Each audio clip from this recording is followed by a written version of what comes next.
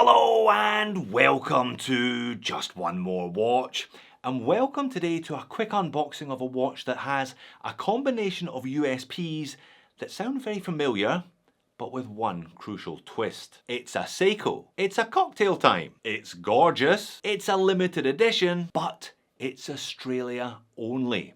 Now we all know Seiko's cocktail time range started about 10 years ago with a single watch, and now there are quite literally hundreds of the things named after Negronis, tequila sunsets, Irish coffees. You get the idea, I'm sure. This year, Seiko unveiled a collaboration with a Tasmanian whiskey distillery called Lark, and the results are as spectacular as the whiskey. Now I've got two people to thank for this unboxing, and they're both called Neil. Neil Watson of Watson's Jewelers in Tasmania, appropriately enough. He did a rather special deal on this one. I'll leave a link in the description of the video to his store. Tell Neil I sent you, and I'm sure he'll look after you as well. But thanks also to Neil Creswell of the Micro Brand store. This is Neil's watch that we're going to be looking at today, not mine. He asked me if I could source one here in Australia and then get it shipped to him. And would I like to peel off the stickers in the interim? So thank you, Neil. I'll leave a link to his store in the description of the video as well. Without further ado then, let's flip the camera and peel off some stickers. Okay, we start with a fairly nondescript black box today. SRPK50J1, that is the model reference for this one. I have brought a couple of friends along with me though for this unboxing, those being my two cocktail times, Irish coffee and Hojicha green tea. I've brought them because I reckon the watch in the box here is going to be pretty much a combination of the two. I think it's going to have the dial of this one, but with the patterning of the Irish coffee. We don't have long to wait to find out if I am right. Now, they made 1,000 of these. It is a limited edition, Australia only limited edition. I don't think they've sold all 1,000 though. As discussed, Neil gave Neil a good deal on this one, which suggests that there are still a few floating around in stock. So if you like what you see here today, I'm sure it won't be too difficult for you to find one of these for yourself. Yes, nondescript box, but wooden innards. Lark is a Tasmanian whiskey, and apparently this is supposed to remind us of a whiskey barrel. Yeah, okay. Let's get into the watch. And there is the watch. Yeah, it looks simply stunning in their press shots, and first impressions are the press shots are not lying. That looks gorgeous. So to confirm then, SRPK50J1, so made in Japan and featuring a caliber 4R35, no surprise there. It's the same caliber as features in just about all the contemporary cocktail time range. Look at that thing. Yeah, rose gold case, but textured gold dial, and it's got those split, polished and brushed Dauphine hands as well. It also has the customary back to front Seiko deployant clasp. Let's peel off the stickers. I don't think there's one on the front, but there is one on the back. Now, limited edition. Let's see what number Neil sold Neil. Number 236 by the looks of it. Give this one a wind. Let's see that second hand moving. Yep. You know what? I must have had 500 maybe Seiko 4R movements through the house over the last 6 years. I've only had 2 turkeys. They are the most reliable movements I have ever encountered. Yeah, that is a pretty spectacular dial. Let's get it set to the watch reviewer's favourite time. That being 7 minutes past 10 on the 3rd of the month. And I don't think I was wrong, was I? It has got a very similar dial texture to the smaller Hojicha, as well as having a very similar dial layout to the, again, slightly smaller Irish coffee. While we're talking about size, we may as well talk about dimensions then, hadn't we? This is slightly larger than those other two watches. It's the 40.5mm case, so 40.5mm in diameter, but only 12.2mm thick with a 47.2mm lug to lug.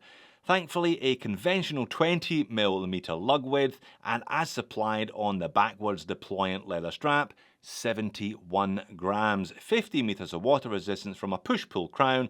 That is a piece of domed hardlex, i.e. mineral crystal, and we know from the tag the movement is a Seiko 4R35. And there it is, through another piece of hardlex, this time a flat display case back. Now for some reason, Seiko's in-house 4Rs have 23 jewels, whereas the ones they sell to third parties have 24 joules. I don't think it matters much either way. Roughly a 40-hour power reserve, bi-directional winding from that custom semi-skeletonized gold rotor. Yeah, you've seen a million of these, as have I. They're okay, but today the interest definitely lies with the front of the watch rather than the back of the watch. Case finish is very simple today, all high polish, all rose gold coated. So 3-piece, you got that angled fixed high polish bezel with the big piece of domed mineral hardlex poking out from the top, and you've got that screw on display case back, mid case, not much decoration there, no chamfers, no nothing like that. It is a rather unusual combination though, having rose gold and yellow gold in the one watch. So rose gold case and crown, yellow gold dial, rose gold hands and indices. I haven't seen this before. Perhaps that's one of the reasons why this one hasn't sold out quite as quickly as one might have expected it to. It is a slightly odd combo of rose gold and yellow gold. Let's get the macro lens out though and have a look at that dial. Yeah, nobody does affordable dials quite like Seiko. I have reviewed so many of them and they really do punch well above their weight.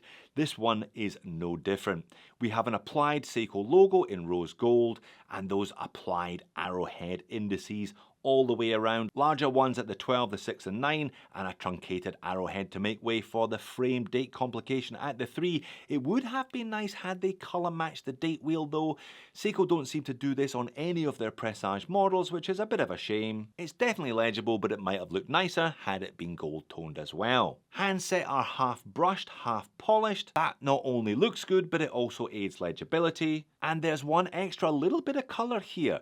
The second hand is not rose gold. It's kind of a deep red colour with a literal needle counterbalance for threading. I'm sure you can see it is a fume dial as well, so not only is it textured, but it fades from a pale gold in the middle to a far more pronounced yellow gold on the outer edges. Seiko can't really go too far wrong now with these cocktail time watches. They've been making them for over a decade. They've got a winning formula. They just seem to change the cocktail and change the colour a little bit, bang out another 1,000 watches, and sell the vast majority of them pretty quickly. Let's do some comparisons then. Here is the Lark side by side with my Hojicha. Very similar dial patterning, similar fade, and a similar texture, and also, unfortunately, a similar uncolour matched date wheel. But the smaller watch obviously has Arabic numerals on the even, so the dial does look a little bit more cluttered than the Lark. There's plenty of space on that Lark, plenty of gold to admire therefore. But if it shares the dial texture with the Hojicha, it definitely shares the dial layout with my Irish Coffee. The Irish Coffee perhaps a little bit more subtle though. The patterning you only really see when you look at the watch close up. Not colour matched date wheel again, this one is black rather than brown, but perhaps not quite as jarring as the white date wheel on the other two. And that's all three together. You can definitely see the family resemblance, can't you? I guess it just comes down to colour preference and also size preference. So let's get the Lark on wrist. Now, given that those two other cocktail times are part of my personal collection, I hardly need to tell you that I prefer the slightly smaller sub 40mm size, but there is no reason whatsoever why I could not rock this one with my average size 7-inch wrist. These Seiko straps are notoriously stiff out the box. This one isn't actually too bad. That would soften up nicely with time, and if I was keeping this one long term, I would reverse the deploying. I would have the tail at the top rather than at the bottom, but yeah, it sits nice and flush on me. No protrusion from that flat case back, just over 12mm is not too big at all. And yeah, I could definitely rock this just over 40mm diameter if I wanted to. That's the overhead shot. Legibility, gold hands on a gold dial, perhaps not amazing, despite the fact that they are half polished, half frosted. That will help you out in certain circumstances, but yeah, you're not going to get maximum legibility from one of these. It's a kind of dressy weekend wear, evening wear watch anyway, so that's not really what it's all about. But what do you think of that combination of yellow gold and rose gold? Yeah, I think it would be something that you would take a little bit of getting used to. So thank you Neil, and thank you Neil for letting me have a crack at one of these Seiko Pressage Lark limited editions. Great to see the Aussies get a limited edition occasionally. Great to see people overseas liking what they see and buying them from within Australia. Personally though, I think I'm going to stick with the two that I've got for the moment, but I've been hanging on for years, Seiko, for you to release a vodka and iron brew cocktail time. Go on, you know it makes sense. You'll sell millions of them. Thanks for making it all the way to the back end of the video. You are not short of Seiko cocktail time content on this channel. Click one of these for more. I'll see you again in the next one.